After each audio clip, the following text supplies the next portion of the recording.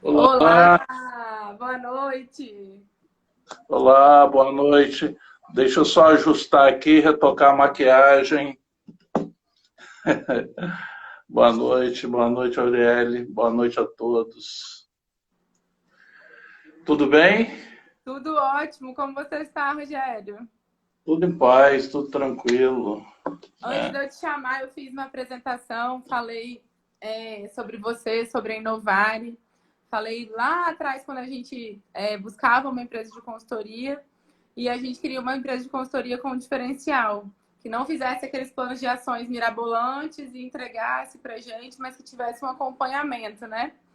E é justamente o que a Inovare faz. Ela trabalha não só com a gestão, mas com estratégia também, né? Então, ela traz inteligência também para o negócio, né? perfeito, perfeito. Exatamente, né?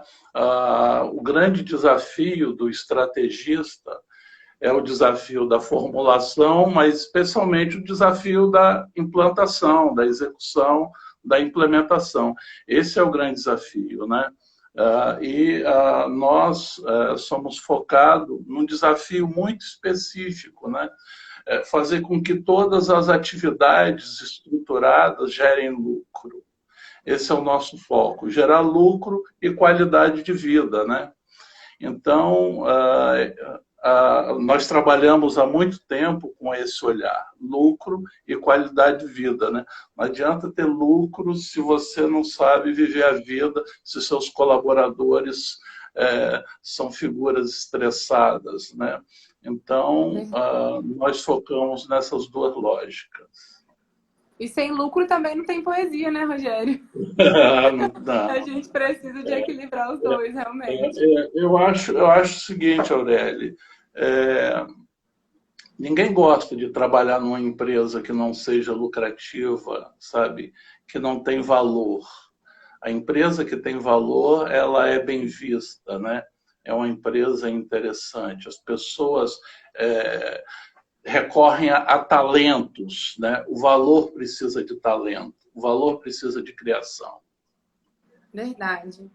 E assim, Rogério, a gente estava até conversando antes, né, falando desse cenário, um cenário, enfim, realmente um cenário de crise, que a gente tem histórico de 100 anos atrás, ter vivido, enfim, coisas parecidas que a gente não presenciou.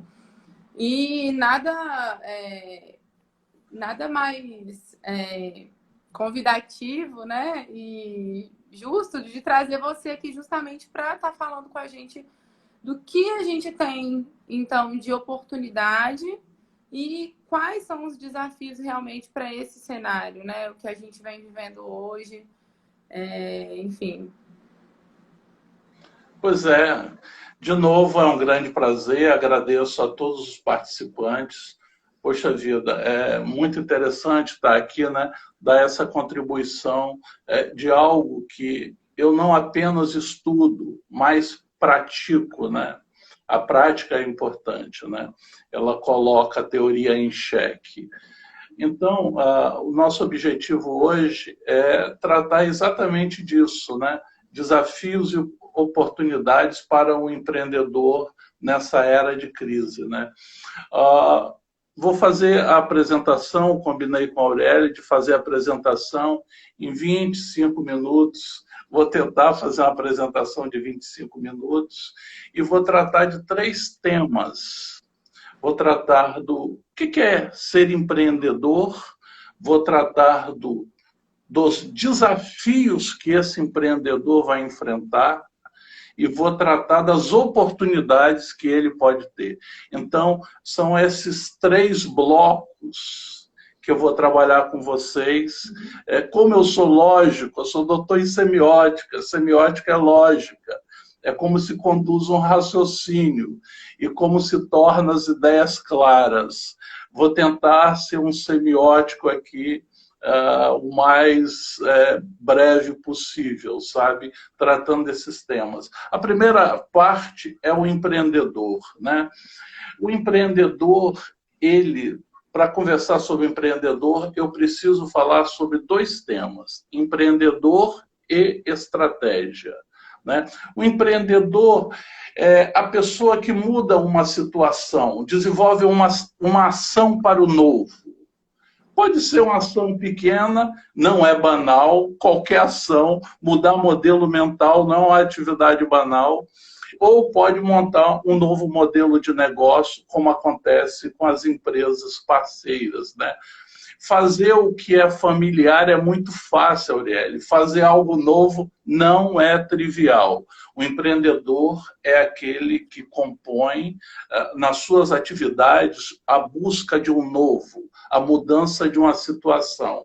O grande desafio do empreendedor qual é? Mudar os modelos mentais da empresa. Esse é o grande desafio, inclusive dele, né? Senão ele não empreende, né? Quem tem as mesmas ideias durante muito tempo envelheceu, porque o mundo muda. A lógica do empreendedor é construir a novidade. Então, para isso, precisa de percepção singular.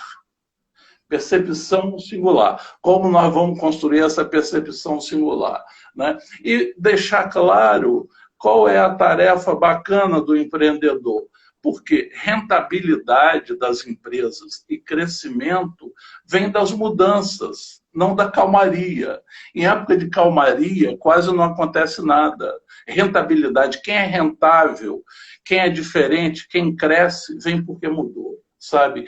Então, o empreendedor é o primeiro conceito, eu estou trabalhando 2 temas, e o segundo conceito é estratégia. Estratégia é um conceito muito difícil, né?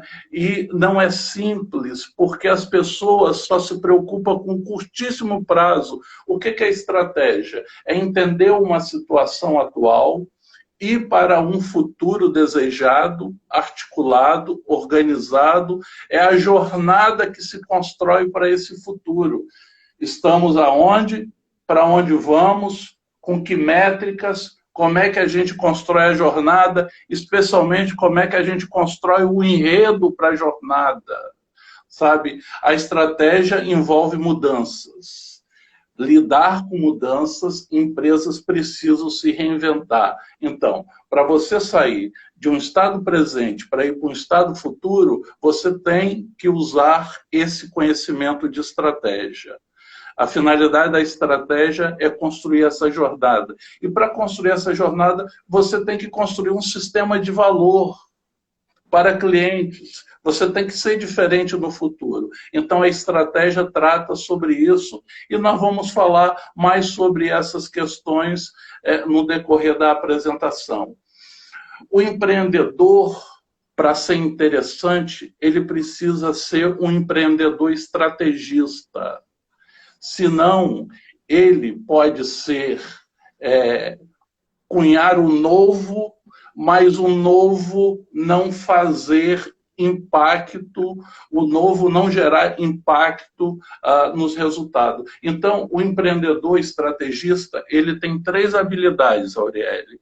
Ele tem a habilidade comportamental, a habilidade de gestão / estratégia, habilidade de gestão e a habilidade de criação. A habilidade comportamental, como você já fez vários cursos de coaching, destaca as emoções, sentimento, motivação, autoconhecimento, empatia, coragem, volição, felicidade, ética, equipe, enfim, o comportamento humano. A gente pode botar um monte mais de palavras, né?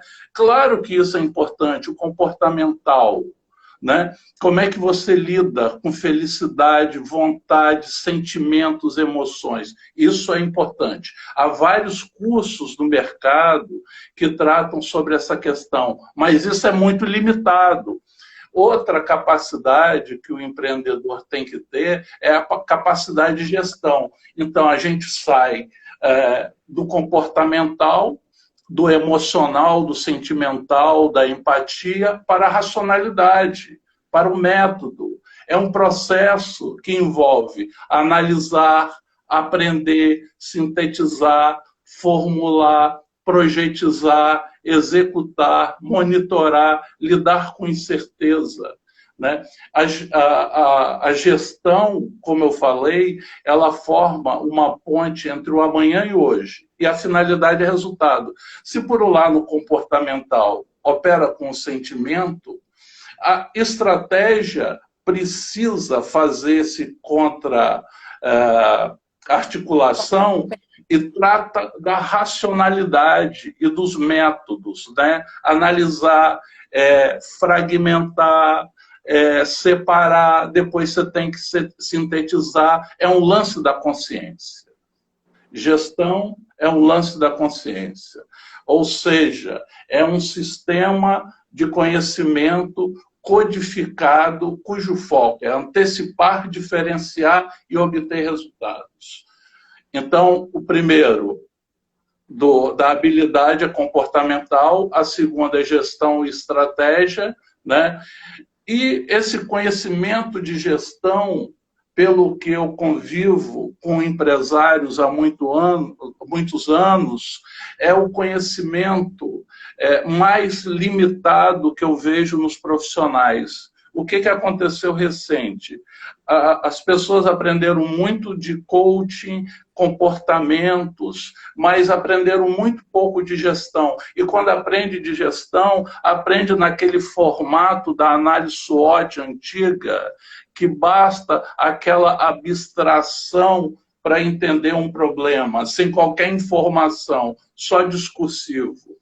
Né? Depois eu vou conversar mais sobre isso. E o terceiro ponto é criação. Né? O estrategista, o empreendedor estrategista, ele precisa tratar da criação. O que é a criação? No processo de criação da estratégia, a grande tarefa do empreendedor é a criação de uma invenção original, de uma singularidade, de um sistema de valor para clientes. Né? Nós temos, por exemplo, clientes que produziam commodity e lutavam por preços. Na hora que você cria, tem um que sentei com 15 representantes, consultores de vendas, e perguntei, o que vocês vendem? Sacola. Aí nós fizemos uma nova criação e reestruturamos todo o sistema discursivo de marketing, de produção, em cima de um conceito chamado handor. Você não faz sacola, você faz outdoor de mão, que vende-se para boutique. Isso deu um impacto na configuração da empresa, na criação, no discurso, no marketing. Então, esse empreendedor estrategista, ele precisa operar com 3 habilidades: comportamental, a gestão e estratégia e a criação. Essa é a primeira parte da minha apresentação. Ser empreendedor estrategista hoje no Brasil, Auriele, é uma condição muito importante para a gente sair da crise. Nós temos muito empreendedores estrategistas e temos muitas pessoas com capacidade e condição para ser. Se só ser criador, ou se só ser gestor, ou só ter o conhecimento do comportamento, cada um isolado, não forma esse modelo ideal que eu estou chamando de empreendedor estrategista. Precisa juntar essas 3 partes. Essa tarefa a gente gosta de fazer na hora que a gente entende as lideranças e começa a trabalhar com elas. Né? Então, essa concepção. Mas na sequência...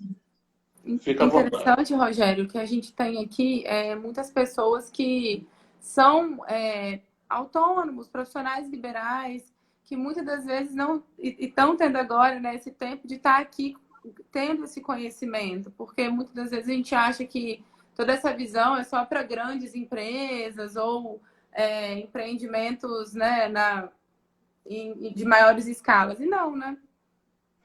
Com certeza não, né? Com certeza não. Toda empresa começa pequena, né, Aurélio? Toda empresa começa mínima, né? São raras empresas que começam com a Vale, né? As empresas começam pequeno e vão crescendo, né? E vão ganhando essa habilidade. Essa habilidade do estrategista, tem várias aqui que eu posso citar. Empresas que começaram com micro e pequena e tornaram as startups de forma geral, né? E tornaram grandes empresas.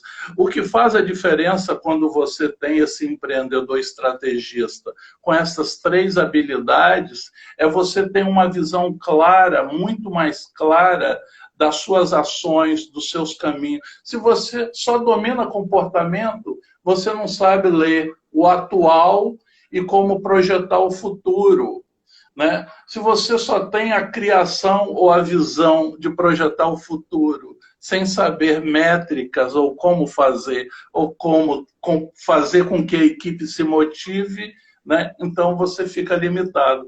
Isso é importante, muito importante para os pequenos, e eu vou mostrar na frente por quê. Maravilhoso. Então, a segunda parte... Então, a primeira parte tratamos do empreendedor estrategista.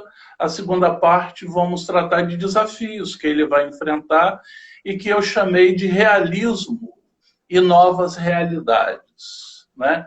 Com relação a um conhecimento que o empreendedor tem que ter, o melhor livro de gestão que eu conheço é do Hayden. Depois eu posso passar direitinho, mas se você for na Amazon, ele tem em digital e tem em papel. Chama-se Planejamento por Cenários, a arte da conversação estratégica. Para mim, é o melhor livro de estratégia já lançado hoje e que eu gosto muito e aproveito muito a lição dos escritores. É uma linha holandesa, um grupo até hoje que atua como produtor de cenários. Então, os desafios que o empreendedor irá enfrentar são dois. Primeiro, ele tem que entender cenários, novas realidades. Dei a dica para esse livro. A economia vai ficar em recessão 2 anos. Algumas empresas perdem, outros ganham. Hoje eu estava conversando com um empresário. Teve consultores de vendas que triplicaram as vendas, teve consultor de vendas que não vendeu nada. Na mesma empresa, em segmentos diferentes, sabe? Uns perdem, outros ganham. A questão mais séria é que vamos ficar um pouco mais pobres, o PIB vai reduzir, mas as oportunidades vão ser muito interessantes, o que eu vou mostrar na frente. Então, economia em recessão 2 anos, mas com abertura para oportunidades. Novos hábitos de consumo e trabalho. Nós estamos aqui, né, experimentando esse novo trabalho, que por sinal muito interessante, eu estou na minha casa. E uma questão que eu vou chamar a atenção é a aceleração da transformação digital. Essa é uma coisa muito importante. A chamada plataforma de negócio e competição. Magalu comprou a Hub Sales, né, que é uma estrutura de plataforma que integra produtores de confecção, moda, calçado com os seus clientes. A Magalu, possivelmente a Magazine Luiza, vai ter um impacto no futuro nos pequenos negócios em vários locais, como é que já está tendo, né? Eu tenho um outro prospect que importa da China e que o Alibaba está vendendo aqui o produto mais barato do que ele importando da China, e que os novos dirigentes de empresas vão comprar no Alibaba do que comprar dele, ele é um distribuidor, comprar dele os produtos dele. Então, ele é uma empresa de Vila Velha e o grande competidor dele vai ser a plataforma, o marketplace chamado Alibaba. Isso vai impactar muito a competição. Os empreendedores têm que começar a ler sobre isso. A literatura sobre as plataformas estão cada vez mais interessante. As plataformas que estão aí surgindo são cada vez mais impondo uma competição enorme devido à capacidade de agregar clientes, fornecedores, bancos, o chamado ecossistema de vários atores. Então, esse cenário das plataformas de negócio, gostaria que os empreendedores, de forma geral, prestassem atenção. Com relação, então, estou pensando em desafios de duas formas, cenários e outro, Auriele, que eu gostaria de chamar a atenção, que é uma pesquisa que eu venho fazendo há vários anos. Não é uma pesquisa de perguntar ao empresário, você planeja? Se perguntar ao empresário, todos vão falar que sim, né? Mas é uma pesquisa onde eu faço pesquisação, é pesquisa com intervenção, né? E nessa pesquisação que eu venho fazendo há vários anos, eu faço uma pesquisação com médias empresas. E a realidade das médias empresas no Espírito Santo, da minha pesquisa, é o seguinte: de 10, 7 não sabe o índice de lucratividade. De 10, 7 tem desconhecimento de métricas financeiras de processos e clientes. De 10, 7 tem fragilidade de informação para tomar decisão. De 10, 7, os 85% do sistema de informação não tem qualquer utilidade. A Luiz Tintas teve um processo muito rápido na construção do BI. E como faz diferença, né, Aurélio? Você tem informação consistente para decidir, né? Para perceber onde tem que mudar, onde tem que criar, onde tem que evoluir. A informação produz essa habilidade mental de devir, de resolver problema ou de se deslocar para o futuro. E outra coisa, Auriele, nessa pesquisa que eu faço, as contradições que o empresário tem entre pendências e tendências. Todos são assim no primeiro momento da pesquisação. Todos são, né? Eles são prisioneiros das rotinas.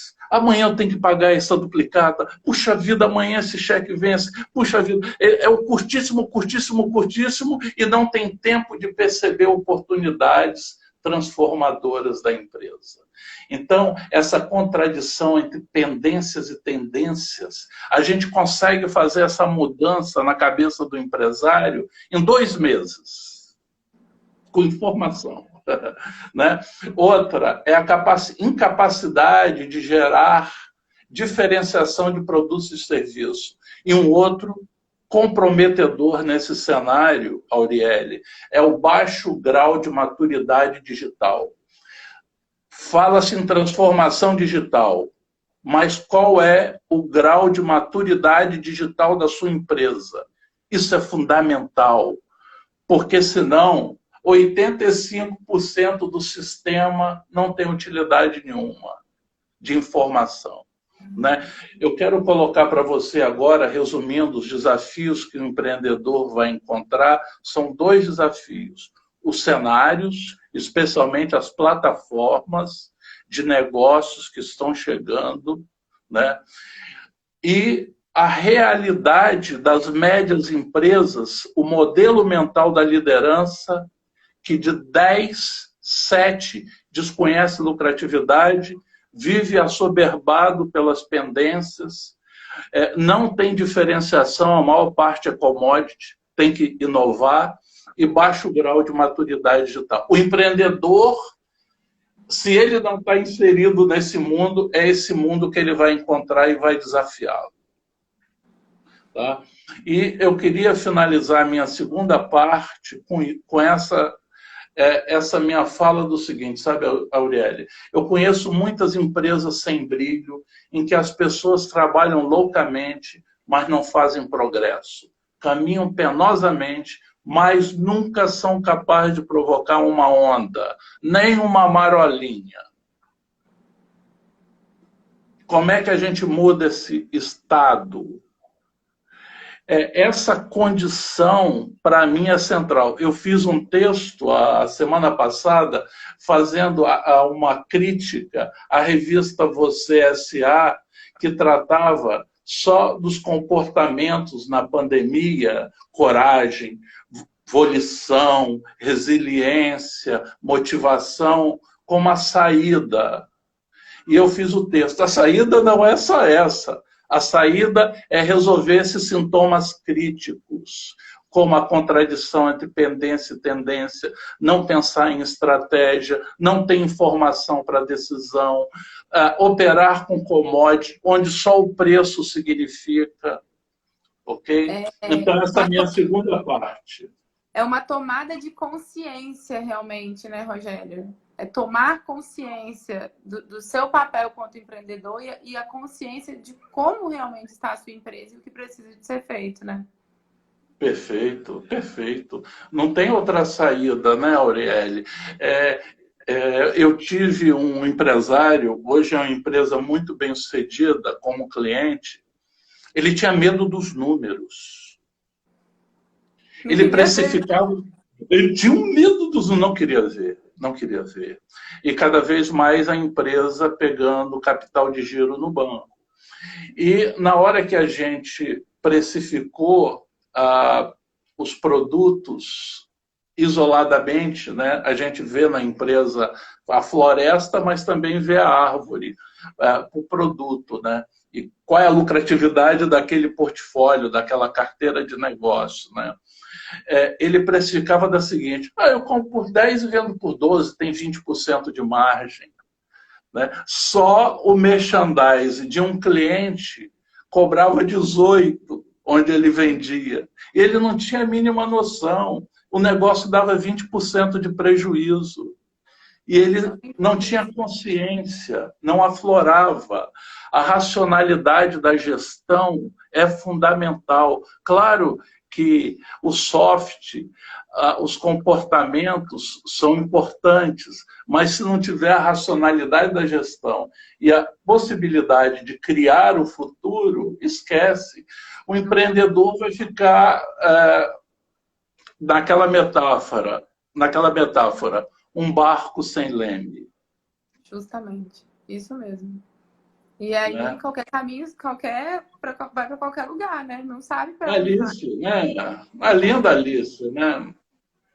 Isso aí. Nossa amiga Alice. E, assim, a gente observa essa questão, principalmente quando a gente fala de gestão, de indicadores de desempenho, que muitos empreendedores olham isso de uma forma...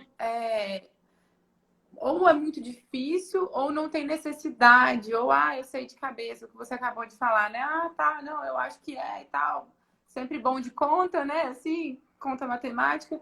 E não tem isso, claro, na mão. Não termina o mês e não tem uma DRE realmente apurada do que foi o que ocorreu no mês anterior. Não acompanha esses indicadores, não define metas, né? As métricas.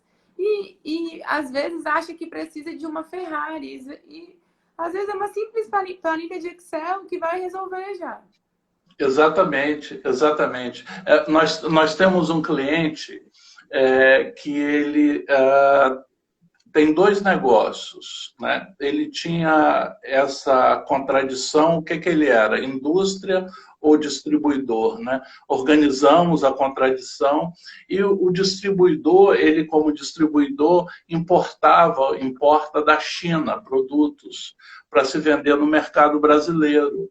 Nós fizemos a precificação específica desses produtos. Alguns chegavam a dar 20% de prejuízo, ao câmbio de 5,40.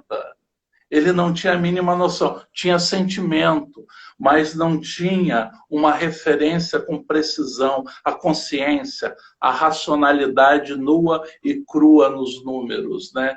E quanto a gente percebeu o seguinte, né? A equipe dele, que trabalhava com a logística Vitória, Belo Horizonte. Tinha algumas empresas que o custo era 12% do total, tinha algumas empresas 3%.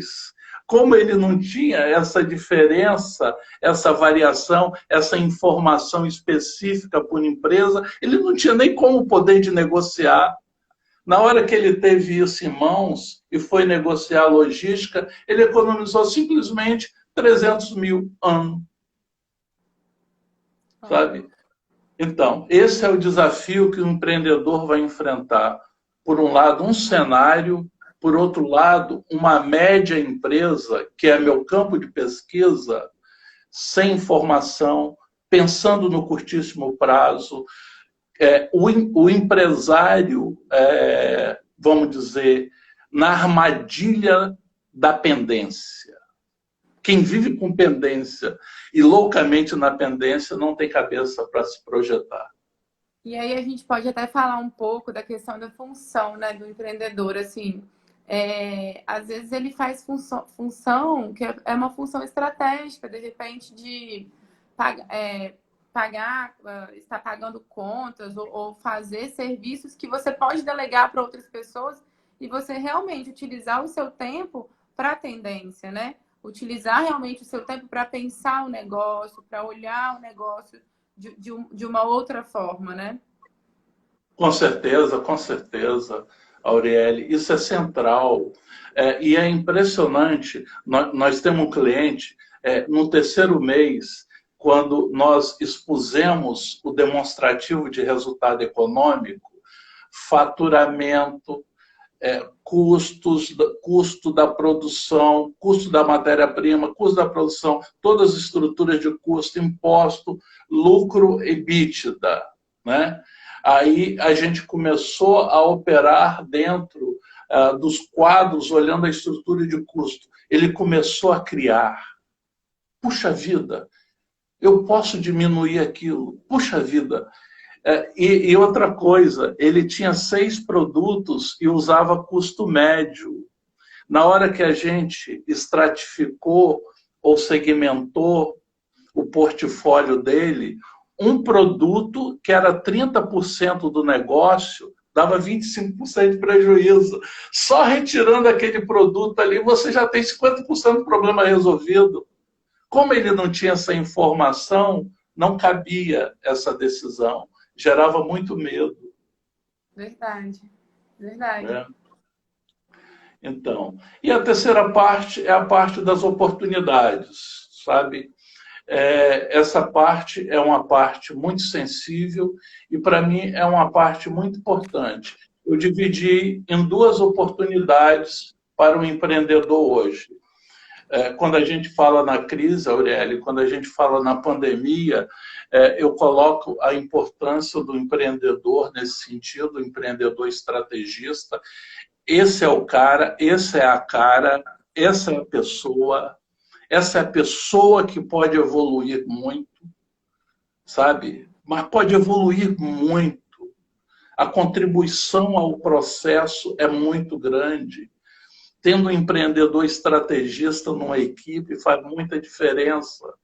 E construir essas oportunidades em 2. A primeira é a oportunidade para construir as habilidades organizacionais, as habilidades da pessoa, das pessoas e das equipes.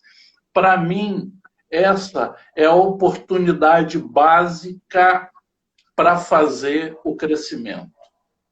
Especial, onde eu sempre quero focar nos meus projetos, os projetos da minha equipe, que é o crescimento lucrativo. Então, a primeira é oportunidades para construir habilidades das pessoas e das equipes. Aí nós temos que tratar dos seguintes temas, sabe? O primeiro tema sobre isso é o valor do sistema de informação, sabe, Aurélio? O valor do sistema de informação. O empreendedor, ele precisa valorizar o sistema de informação. O conteúdo da informação é uma forma de ganhar novas perspectivas em relação ao negócio.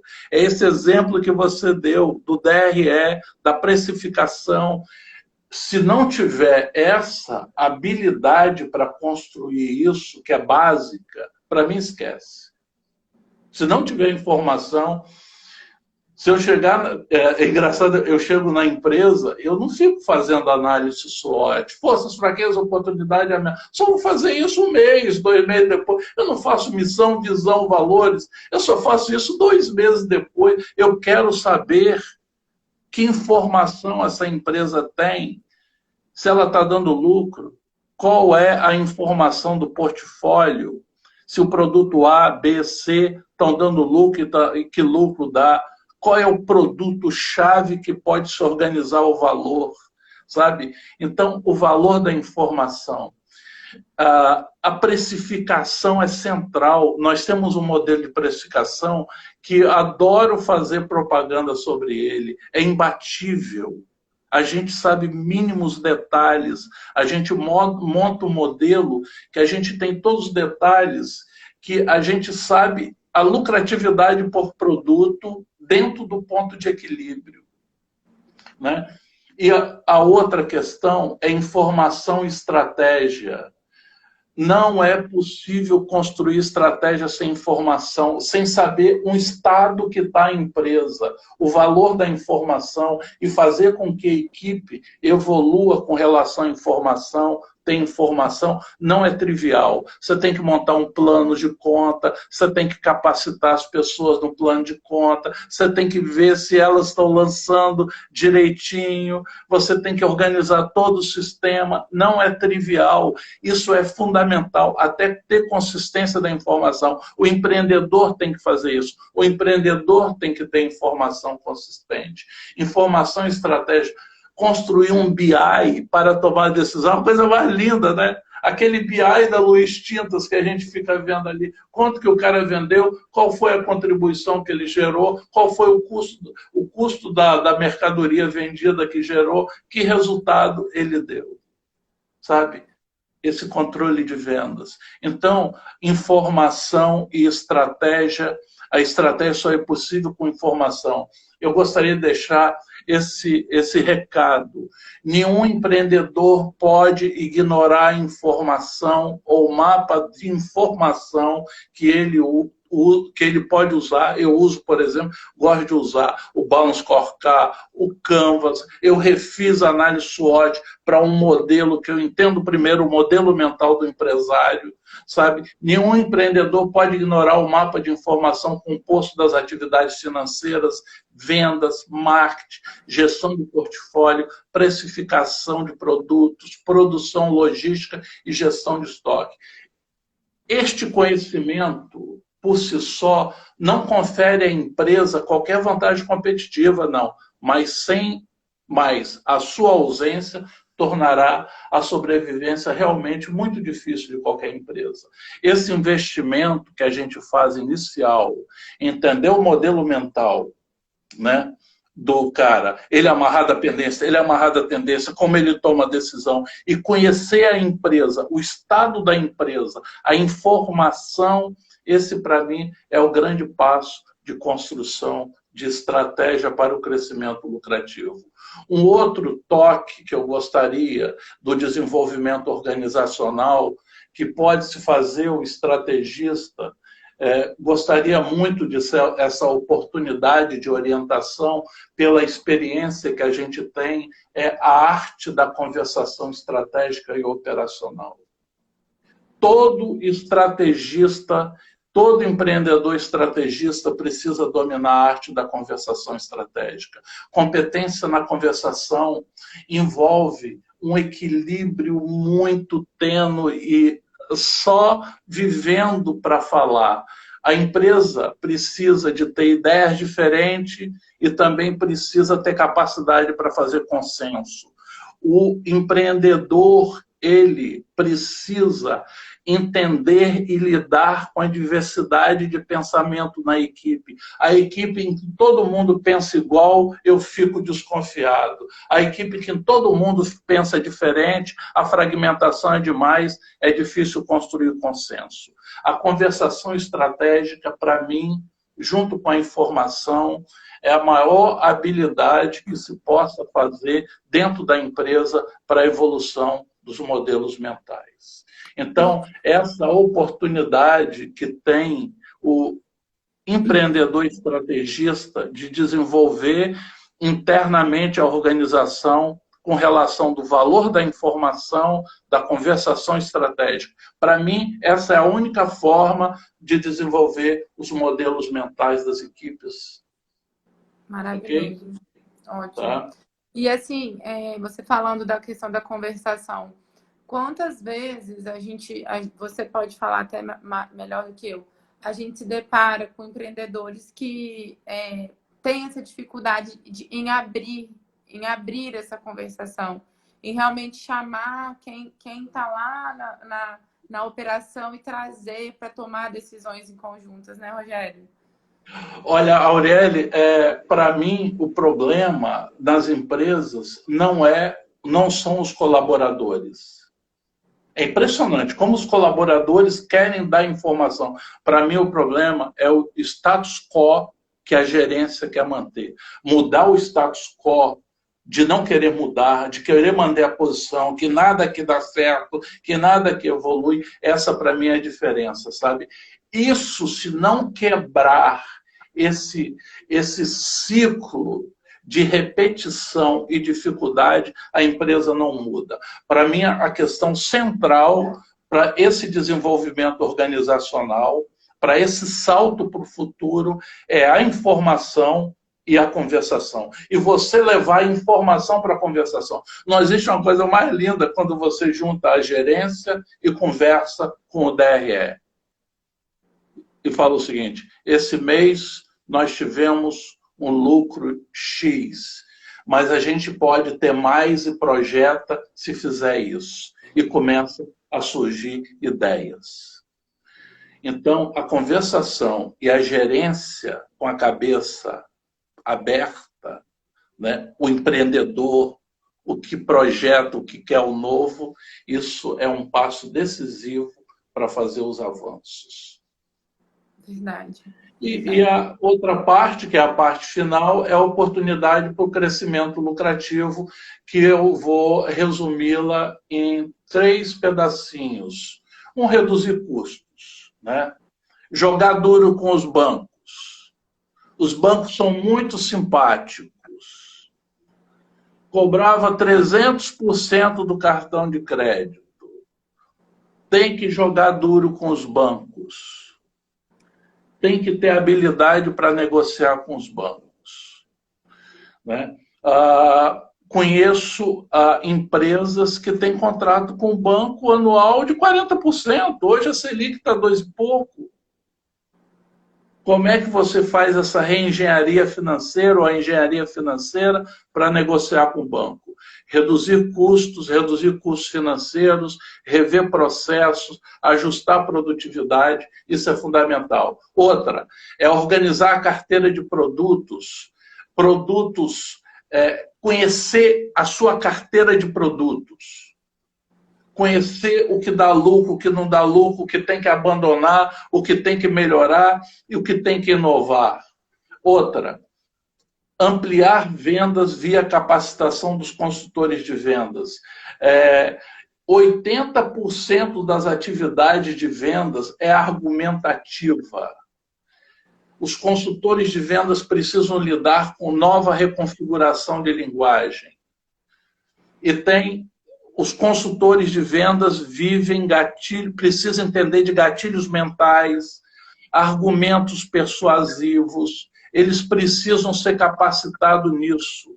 Só isso pode aumentar, em alguns casos, você sabe muito bem disso, 15% das vendas. Sabe? O cliente chega na loja e fala assim, vou dar uma olhadinha, e o consultor de venda sai e deixa ele sozinho, já era, perdeu. Esquece. Né? Como é que você encaminha uma linguagem para tentar fazer uma persuasão ética, emocional e racional com esse possível cliente, né? E a última é ampliar vendas via transformação digital. Eu acho que esse é um desafio das empresas no futuro e está aí na pauta.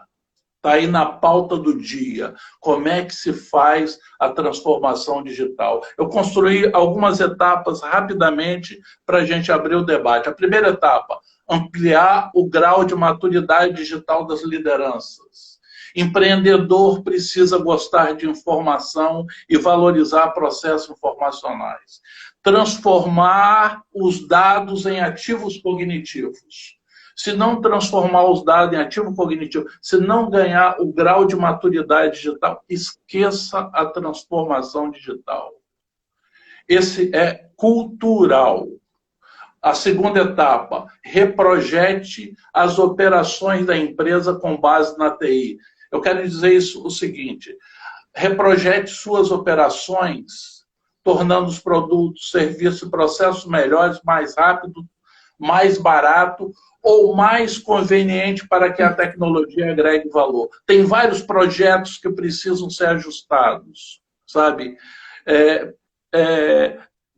Tem o cliente que não tinha PCP, organização da produção, era uma confusão, a TI facilita isso.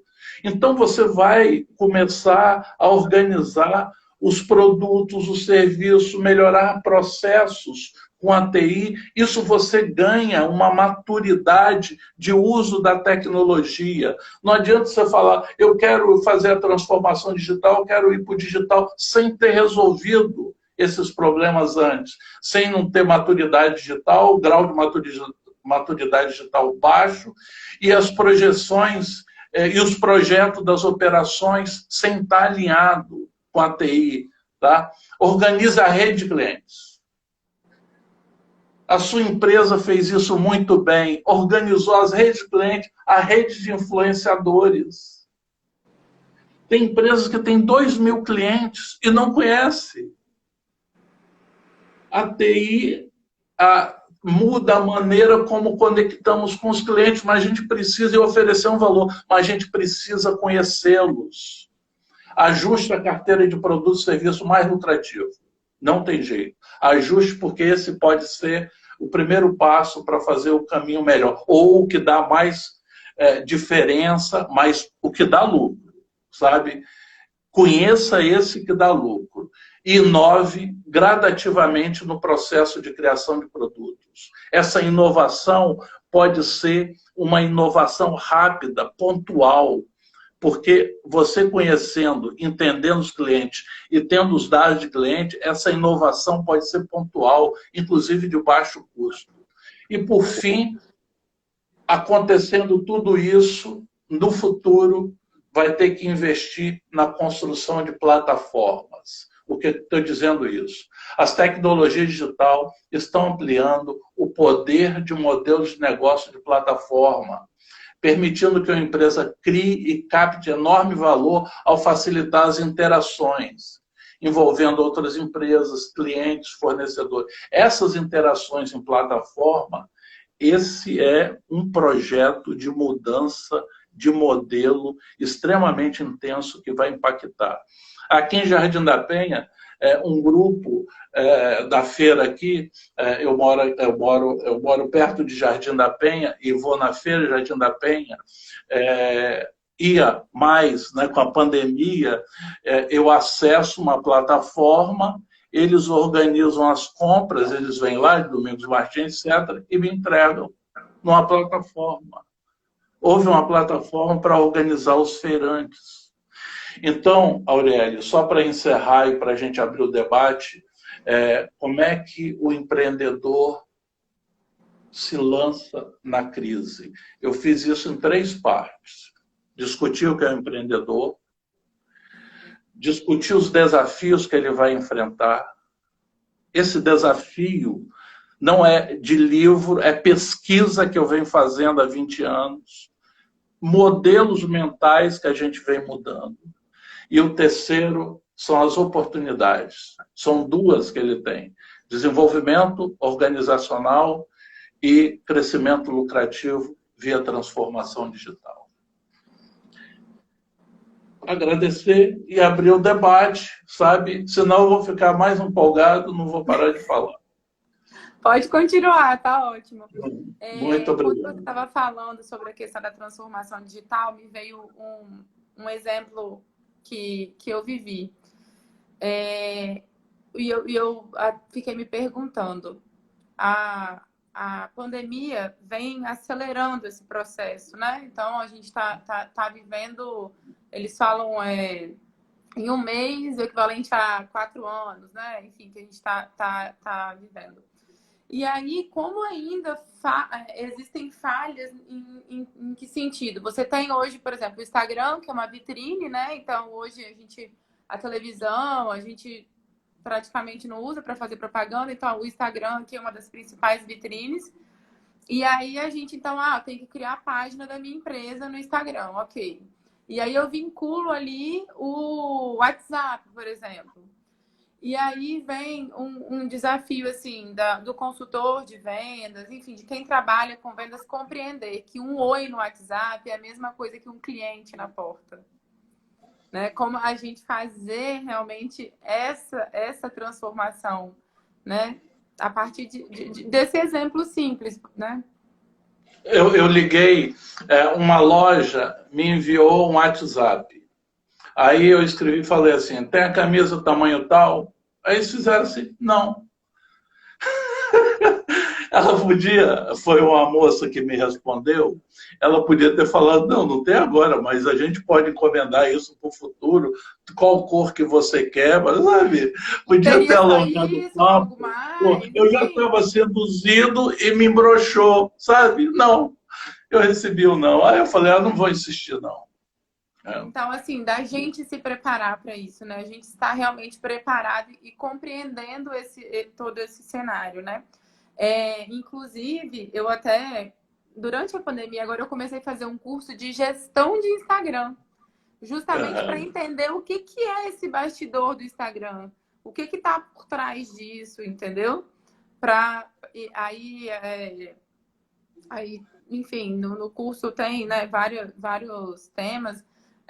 Aí fala de nicho, a importância do empreendedor compreender o nicho, mesmo que você seja um dentista, um psicólogo, um pequeno empreendedor, mas qual verdadeiramente é o seu nicho? Você tem que ser referência para aquele público, né? Perfeito, perfeito. É a prova social, né? A prova social. A Isso, prova social é verdade. fundamental, né? Essa prova. Aqui na Mata da Praia tem, antes da pandemia, né? Tinha um restaurante à noite que fazia fila para entrar, né? E tinha outro que não tinha ninguém, as pessoas preferiam fazer E para onde fila, né? estava cheio, né? Bom, a prova social ali é referência, né? Isso é Verdade. importante. E no mundo digital você vai ter a prova social o tempo todo, né? Mas é Isso. isso aí. Estou aberto às perguntas. Então, eu tenho algumas perguntas aqui que o pessoal mandou. E aí, gente, quem estiver na live e quiser também, pode ir escrevendo aí que a gente vai respondendo, tá? Como pensar diferente e engajar a equipe? Então, a gente falou um pouquinho, né, já de modelo mental.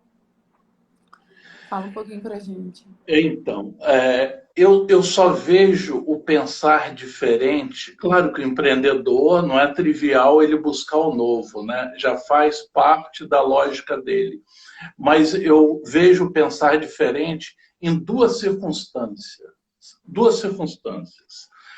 Na hora que você tem informação, porque para mim toda a base de pensamento, criação, invenção vem de bancos de dados. O banco de dados me oferece uma percepção diferente. É aquilo da logística que eu te falei, né? Como não tinha uma referência que um era 12%, outro era 3% do custo, você não tinha uma ideia de pensar diferente. Então, essa situação, a informação gera pensamento, gera percepção diferente. E a outra é circular no mundo, né? Circular no mundo, ir em feira, ler, não deixa de ser informação, mas além da informação, perceber cenários. Então, essa para mim são questões fundamentais que o empreendedor tem que lidar. Qual é a loucura disso? Hoje, quando você vai para o Facebook, só está tendo duas coisas, luta e fofoca, né? O Facebook dificilmente é um bom lugar para ter informações interessantes, né? Mas você pode ter informações... por exemplo, criei um e-book que ali você pode entender de gestão lendo 5 livros. Se você for correr atrás para falar o seguinte, puxa vida, qual você pode perder, de repente, 2 anos até chegar nisso, sabe? Então, essas informações estruturadas, esses bancos de dados estruturados, pode fazer pensar diferente. Eles provocam pensamento diferente. O problema pode gerar pensamento diferente, né? E hoje tem que se provocar o pensamento diferente, né? E a sua resposta está amarrada até na segunda pergunta, né? Quais ferramentas eu uso para fazer a gestão do meu negócio? Então, assim, hoje, sistemas simples que já existem na sua empresa para você lançar banco de dados e conseguir extrair e fazer análises. E muitas das vezes o empresário olha simplesmente como um sistema necessário para mandar para a contabilidade ou porque precisa para gerar o imposto, e não vê a usabilidade dele, não vê a importância de ter esse sistema, de validar esses dados para ter as estratégias para poder pensar diferente, né? Com certeza, Aurélio. Às vezes eu me arrepio quando se fala em contador. Eu acho que o empreendedor contador vai ter que mudar muito. O contador, às vezes, tem aquela informação que não é real. 7, 8 meses atrás, ele não consegue dar informação. Eu, por exemplo, dependo muito pouco de contador. A gente monta a própria estrutura informacional, porque o contador está em outra. Os escritórios de contabilidade que queiram evoluir, né, eles têm que buscar esses nichos de clientes, especialmente aqueles nichos de clientes que gostam de métricas, que gostam de informação, sabe? Agora, sobre o ponto de vista de ferramentas, além de ferramentas simples, você pode ter algumas ferramentas interessantes que você faz mapas de informação. Uma ferramenta que eu gosto é o Balance Scorecard, o BSC. Ali você tem uma perspectiva da liderança, da cultura, que é a base, depois você tem a dos processos, a dos clientes e a perspectiva financeira. Essa relação de causalidade dentro do BSC é muito bacana. Você pode usar o BSC em 2 circunstâncias. Uma para a empresa, nas perspectivas, e outra para construir os objetivos e métricas. Você pode usar o Canvas para fazer, né, por exemplo, uma avaliação das proposições, escrever as proposições, e você pode usar a SWOT, mas a SWOT de forma diferenciada, porque a SWOT passa a ser até uma ferramenta tola no seguinte sentido: porque as pessoas vão usar a SWOT e sentam em grupo e falam o seguinte: quais são as nossas forças? Sem ter a informação de qual foi a lucratividade, qual o portfólio lucrativo, como a empresa está sob o ponto de vista do endividamento, não sabe de nada disso. E sentam para fazer a SWOT. Aí fica numa abstração até tola. E cria 50% força, 50 força, 50 oportunidades, 50 ameaças, 50 fraqueza, não tem foco. Sabe? Rogério, nossa live vai cair.